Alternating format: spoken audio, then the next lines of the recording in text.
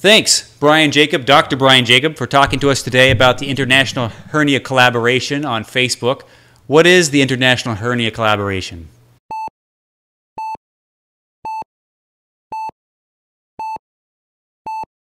Hey, Chris. Thanks for having me on your show. I guess we're here to talk about social media and its penetration into healthcare, specifically surgery. Right. And one example of that is the International Hernia Collaboration Facebook group. It is a closed group, so there's three types of Facebook groups you can create. A public group where anyone out there can use it. A secret group, which means you can't search it. And then what we have, which is a closed group, which means you can search it, but you can't get in unless we vet you. And so the International Hernia Collaboration has become a global place for people, specifically surgeons, to collaborate about tough cases, announce their courses, share experiences, all designed to optimize the care of the patients we're treating. And how are the cases presented? Can you give us a demo? Yeah, of course we can. The cases are presented in a number of different ways, and one of the main ways we do that is we post a story. We definitely never post anything about patients' identification, their names, their date of births. Anything that would be considered protected health information does not get posted, and that's monitored by myself and a team of people continuously. But basically what we would do, and I'm just going to share a screen with you while I discuss this, is post a case. Now what you see here is this one example of a great part of having a social media forum for surgeons, and that we have combined efforts between Brazil, Latin America, and the United States, and you can see a joint photograph here of everybody together performing surgery to optimize care in Brazil. And we share these types of photos with each other. But more importantly, as you see here, people can post cases. So they may give an age and a gender, and then they'll give the story behind the complex case, as well as a CAT scan, which you can see here, and sometimes further studies.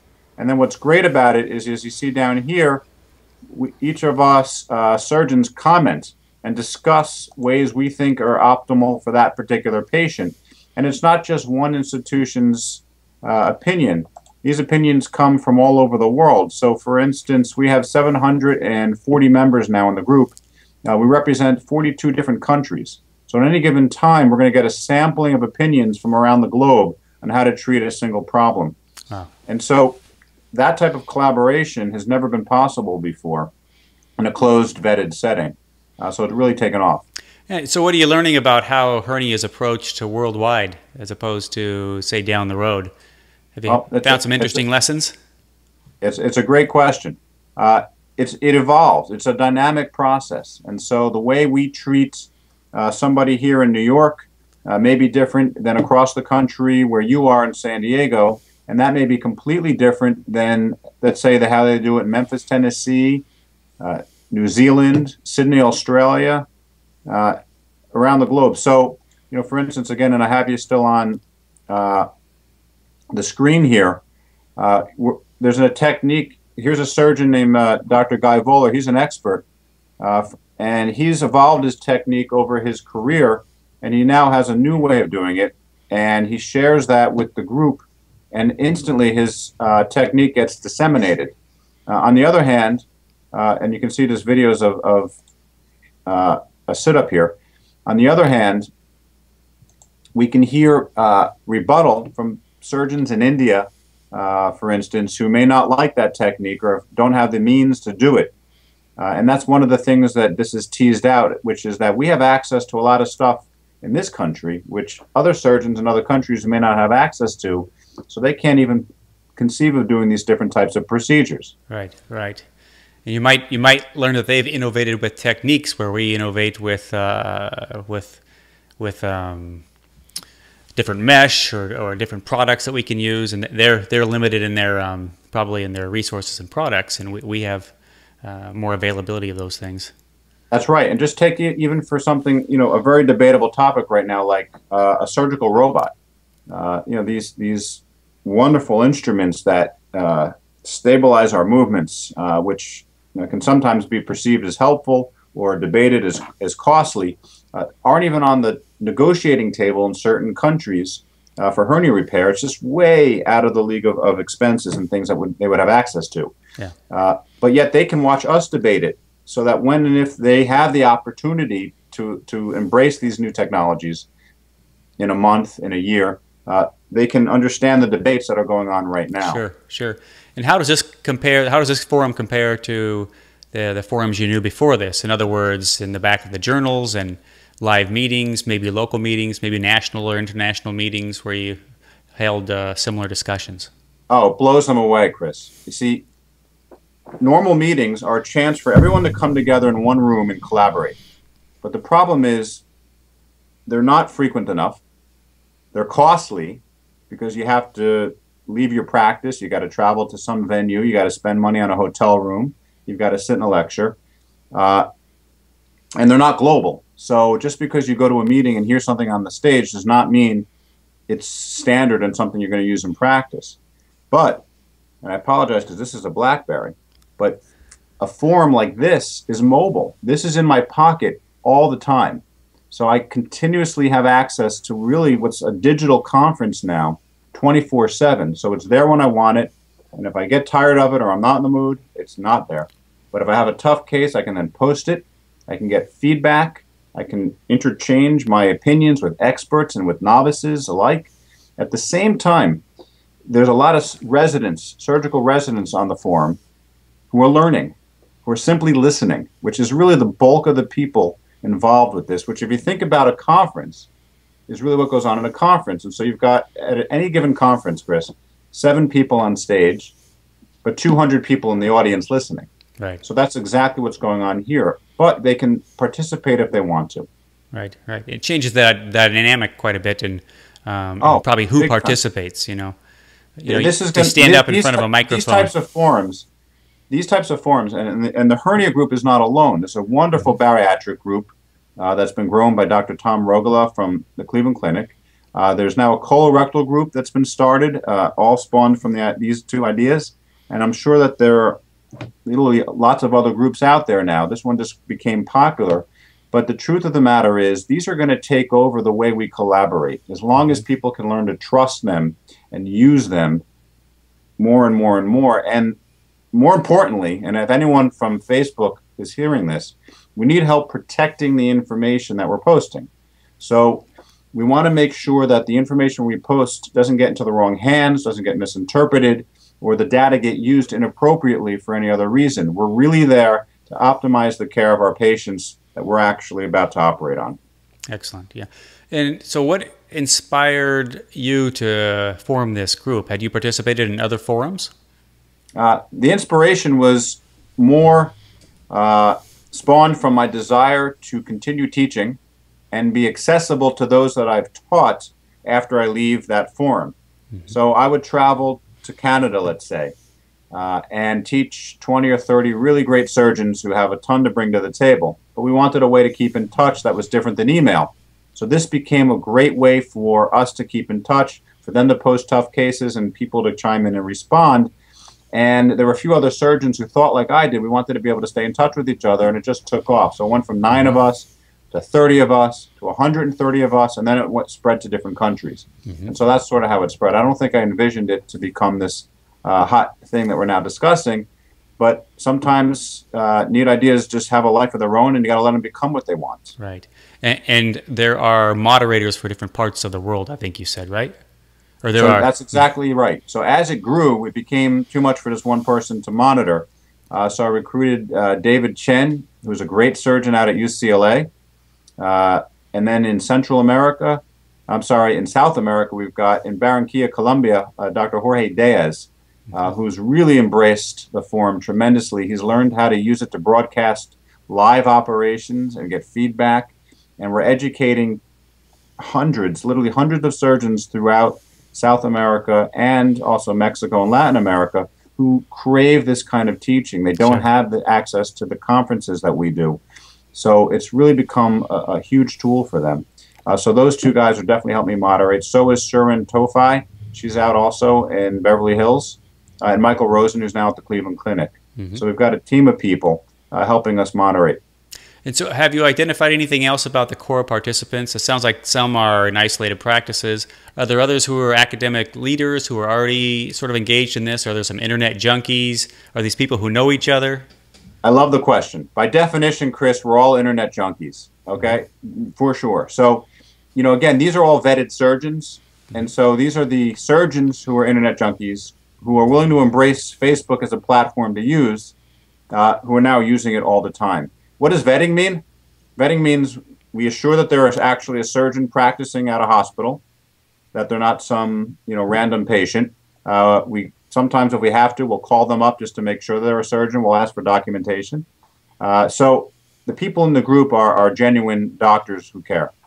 As far as experts in the field, there are two ways to answer that. I think we're all experts based on our own experiences. And so you could take someone who has no name recognition, if you would, but who has 1,000 cases or 2,000 cases. Well, to me, if that guy's done 2,000 cases of the same technique, he's an expert with that technique. So I want to hear from him.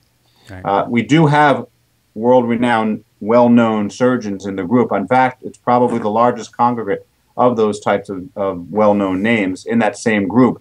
And that's the best part about it, is you can have someone who's a brand new surgeon debating or having dialogue with someone who's been in practice for 30 years, who's known around the world, and everybody's on an equal platform. I love it. Have you had any of the problems that some of the other sites have had? Like there was one site, Sermo, that had vetted doctors on that, but had trouble with trolling and vulgarity and that sort of thing. Have you had to do any work to clean up the conversations, or minimal to stop minimal fights? Work. Minimal work. Fights are sometimes welcomed in certain debates, and you got to let them go. They're personalities in the digital world. So again, back to the robot example, there's nothing more juicy than a good fight between a surgeon who's been in practice for 30 years who refuses to embrace a robot, and then a new guy who's been out for 5 years who's developing a practice based on it, and watching them go at it. And it can get kind of raw, but you got to remember, we're teaching surgeons how to post professionally. And one of the other things we have on the site are guidelines how to post professionally. And we go through each and every aspect of how to make a politically correct comment, because anything you post on the internet is something that could be there forever, and it should be something that you would want published on the front page of a newspaper. Right. So if you don't want to see it published on the front page of the newspaper, I teach people don't type it. Right. So we do try to clean it up if it's something that wouldn't be there. The other thing that's very important are photographs. So photographs cannot be identifiable.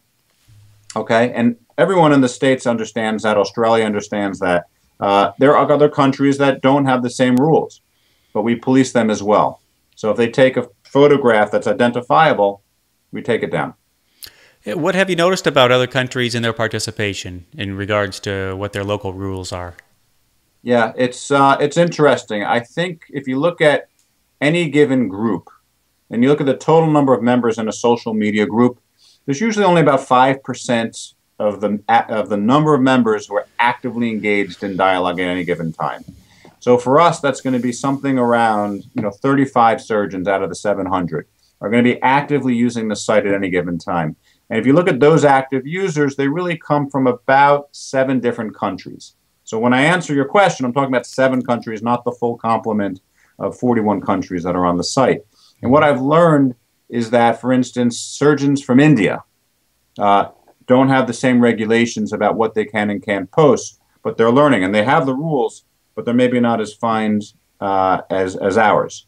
Australia, very, very serious, very, very rigid, less embracing of a social media forum to discuss and collaborate than other countries. And of course, I've been to China, and there you can't even get Facebook anywhere. So it's outruled completely. So we still have to work on that. Mm-hmm.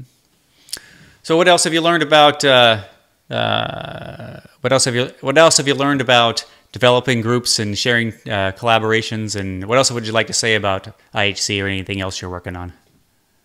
What I would like to say is that forming a network is really one of the greatest achievements somebody can obtain. If you take people with a common interest and you give them a place to discuss it, you're going to create a forum or an environment that people want to come back to. So if you think about any of the websites you've ever gone back to more than once, there's a reason. You're getting some sort of value from that site. And so to create a new website, to create a new network, you have to have some sort of value on that site. And the value is the dialogue that these surgeons with combined tens of thousands of patients and many, many years of experience, what comes out in that dialogue is valuable. You can't look that up in a textbook. And so people are craving it. And one of the other great things about the site is it's searchable. So if you want to know what the current thought process is on a certain topic, traditionally, you'll go to a textbook, you'll go to PubMed.com, which has great access to literature.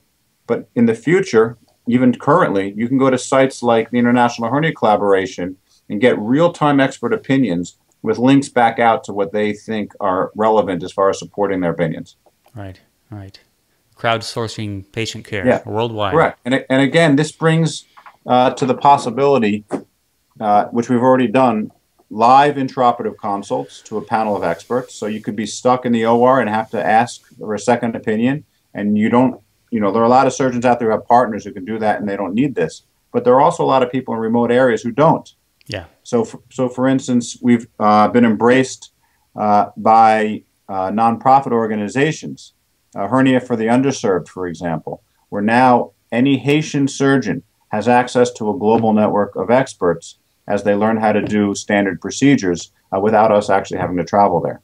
Outstanding. Well, great. I think it's pretty cool. Well, I congratulate you on what I would call a fabulous international resource and something that's really going to make an impact in patient care around the world. Yeah, it's just something different, something to try, and it's going to continue to evolve. In a year from now, we may have something new to say about it. So let's stay tuned and see what happens with it. Thanks, Dr. Jacob. Let's talk again another day. Thanks, Chris. Really appreciate it. Take care. Thanks for checking out the Op Report. Help us keep conversations alive on topics in general surgery. Check out more episodes of the Op Report and other OnSurge content here at YouTube. Find us at Facebook. Follow us on Twitter. And find our homepage at onsurge.com. Join the conversation and tell us what topics you'd like to hear about and what people you'd like to hear from.